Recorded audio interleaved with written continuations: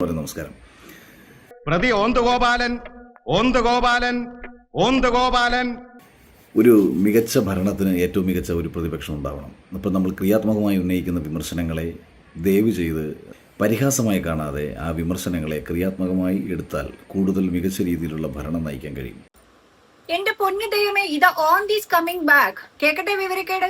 പിണറായി വിജയനെ അതിശക്തമായി വിമർശിക്കുന്ന സമയത്തും ഞാൻ പറയുന്നൊരു കാര്യമായിരുന്നു, പിണറായി വിജയനെ ഞാൻ വിമർശിക്കുന്നത് പിണറായി വിജയൻ എന്ന് പറയുന്ന വ്യക്തിയോടുള്ള വിരോധം കൊണ്ടല്ല, മറിച്ച് കേരളത്തിൻ്റെ മുഖ്യമന്ത്രി എന്ന നിലയിൽ അദ്ദേഹം ജനങ്ങൾക്ക് വേണ്ടി ചെയ്യുന്ന കാര്യങ്ങൾ കൂടുതൽ മികച്ച രീതിയിലുള്ള ഭരണം നയിക്കാൻ അദ്ദേഹത്തിന് കഴിയും. അപ്രകാരം ചില വിമർശനങ്ങൾ മാത്രമാണ് ഞാൻ ഇപ്പോഴും ഉന്നയിച്ചുകൊണ്ടിരിക്കുന്നതെന്ന് ദയവ് ചെയ്ത് പ്രിയപ്പെട്ട കോൺഗ്രസിലെ എൻ്റെ സുഹൃത്തുക്കൾ മനസ്സിലാക്കുക. നീ ഒരു റീ എൻട്രിക്ക് ശ്രമിക്കുമ്പോ ആരംഭത്തിൽ അപമാനം. അഖിൽ അന്നിങ്ങനല്ലല്ലോ പറഞ്ഞത്, കമ്മ്യൂണിസം ശരിയല്ല എന്നാണ്. ബാക്കി പറ. എനിക്ക് കോൺഗ്രസ് എന്ന രാഷ്ട്രീയ പാർട്ടിയോടോ വി.ഡി. സതീശൻ എന്ന മുഖ്യമന്ത്രിയോടോ രമേശ് ചെന്നിത്തല എന്ന ആഭ്യന്തരമന്ത്രിയോടോ ആരോടും 1% പോലും വിരോധമില്ല എന്ന് മാത്രമല്ല, ഇവരോടൊക്കെ എനിക്ക് വ്യക്തിപരമായിട്ട് വലിയ സ്നേഹവും വലിയ അടുപ്പവുമാണ്. ആഹാ, പുള്ളിക്ക് കോൺഗ്രസ്സുകാരെ ഭയങ്കര ഇഷ്ടാണ്. അതുകൊണ്ടല്ലേ ചാണകത്തിൽ ചവിട്ടിയിട്ട് ചക്കയിൽ നിന്നത്. പറഞ്ഞ വാക്ക് മാറ്റി പറയുന്ന ഇതേപോലുള്ള സത്യമാണെന്ന് പിഷാരടി പറഞ്ഞ് ഇതാ ഒന്ന് കേട്ടു നോക്കിക്കേ.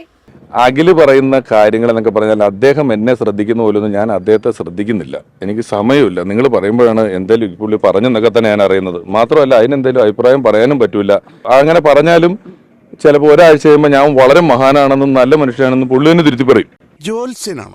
എന്റെ ദൈവമേ, പിഷാരടിക്ക് അന്നേ മനസ്സിലായി. പുള്ളി വേറൊരു കാര്യം കൂടെ പറഞ്ഞു, ഒന്ന് കേട്ടേ.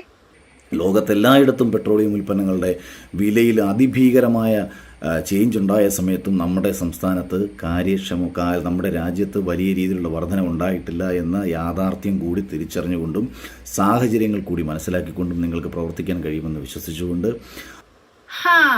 ഗ്യാസിനും പെട്രോളിനും ഒന്നും വില കൂടിയിട്ടേ ഇല്ലല്ലോ. ഇവൻ പറയുന്ന വിവരക്കേടൊക്കെ കേട്ട് കഴിഞ്ഞാൽ ബാക്കിയുള്ളവർക്ക് എന്താ മൊണ്ണകളാണോ? എന്തായാലും ഇവൻ പറയുന്ന ഇതൊക്കെ കേട്ട് കഴിഞ്ഞപ്പോ എനിക്ക് ഈ ഡയലോഗ് ഓർമ്മ വന്നേ.